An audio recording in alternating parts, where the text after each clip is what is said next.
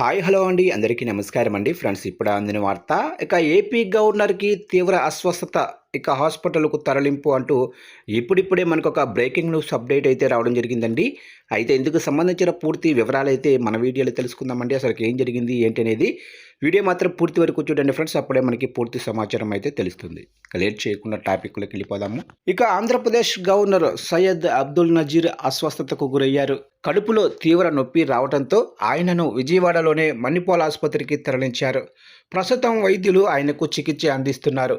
సమాచారం ప్రకారం గవర్నర్ అబ్దుల్ నజీర్ బెంగళూరు నుంచి విజయవాడకు రావాల్సి ఉండగా ఆయన ప్రయాణిస్తున్న విమానం ఆలస్యమైంది. రాత్రి 12 గంటలకు చేరుకోవాల్సిన విమానం ఆలస్యంగా అర్ధరాత్రి 2 గంటల సమయంలో విజయవాడకు చేరుకుంది.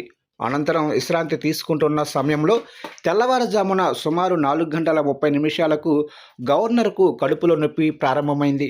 వెంటనే అప్రమత్తమైన సిబ్బంది ఆయనను ఆసుపత్రికి తరలించారు. వైద్యుల పర్యవేక్షణలో గవర్నర్ ఆరోగ్య పరిస్థితిని పరిశీలిస్తున్నారు.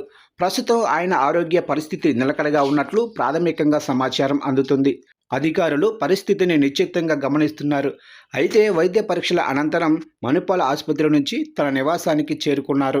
జర్నీ ప్రభావం, అర్ధరాత్రి ఆలస్యం కావటం లాంటి చిన్న కారణాల వల్ల అస్వస్థతకు గురైనట్లుగా తెలుస్తుంది.